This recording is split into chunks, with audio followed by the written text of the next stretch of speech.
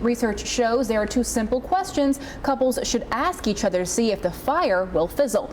Relationship coach Rick Brown joins us now to talk more about it. Now, Rick, what are these two questions according to the study? Well, according to the study, the two questions were, one, how would you answer this question? Are you as happy now being married, or would you be about the same if you were single? So the question is really related to the happiness you can provide for yourself with your own well-being versus the happiness you attain in the relationship. No, whether you're happily married or do you think you'd be just as happy if you were single? All right. And if people answered that question and said, well, I think I'd be about the same, or I think it'd be worse, or if those people who answered that question said, well, I think I'd be about the same, whether I'm married, my happiness, or my happiness when I'm single, if they answered that the same, and then the second question is, how do you think your partner would answer that question?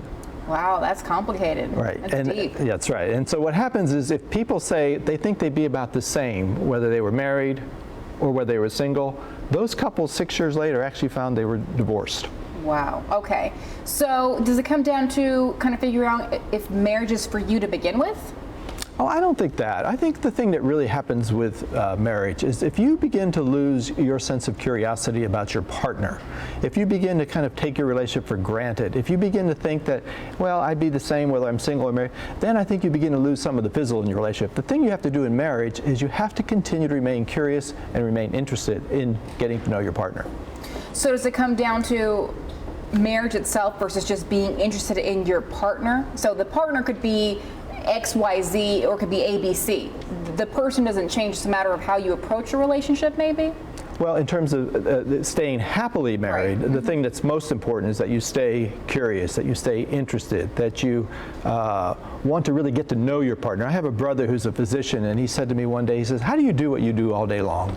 And I said, well, what's that? And he said, well, as a therapist, all you do is listen to problems all day long. And I had to think about that because, you know, the number one problem in my profession as a therapist is burnout. People get tired of listening to problems. And I had to think about that. I realized a long time ago, I stopped listening to problems and I just started listening to people. And I began to see people like a novel. You know, like every great novel, you have your exciting chapter, your scary chapter, your sad chapter. This is true about marriage. If you think about your partner or your marriage just as a series of problems, you're going to always feel kind of frustrated and stuck. But if you think about your partner like as a novel, and like every great novel, what chapter are you in today? Your exciting chapter. I'm in a sad chapter. I'm in a scary chapter. And you really want to get interested and curious about that. That's what keeps your marriage alive. So lastly, quickly here, what can couples do to kind of keep things fresh and keep things interesting and keep that curiosity, as you say? Well, begin to ask questions. There was another study that if you ask these simple questions like, you know, from little things like, if you could have dinner with anybody in the world, who would you have dinner with? And have a conversation about that. Is there something that when was the last time you cried and cried alone? So talk about that. What would be the most exciting thing for you to do that we haven't done?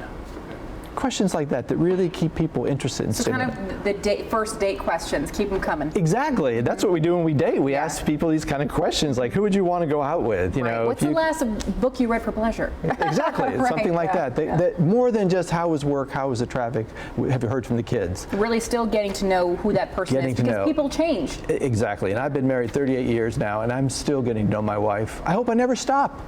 How boring would that be? That's awesome. Yeah. Thank you, Rick Brown, for coming in. Great. Great advice for married couples.